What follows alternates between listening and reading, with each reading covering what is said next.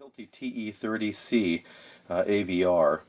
It's a 7.5 amp tool, so you can use 12 gauge power cords for it. And Hilti has done a couple of things on this to make this a better experience. First of all, the handle itself has a couple of shock absorbers in it so it doesn't beat you up. You have four settings on it.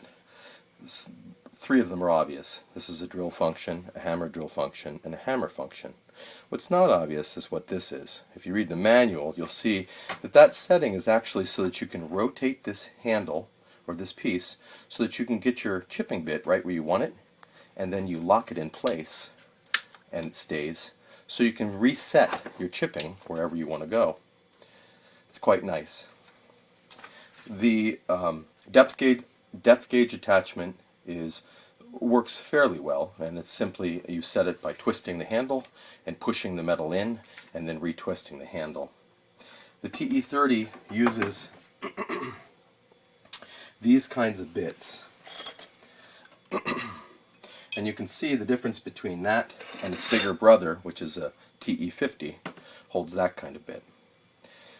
These bits slide in to this head like this, and you get a static click. Wiggle it, and you know you have it set to go for hammer drill function. An interesting modification that Hilti has done on your standard bit is that they, instead of using one piece of carbide, they actually use 4 pieces of carbide on the tip.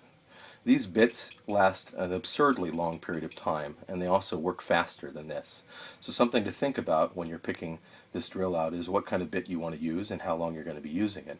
If you're doing a short job, and it's quite simple, use the standard bit. If you're using a longer job where time and efficiency becomes very important, buy a Hilti bit. We stock both of these.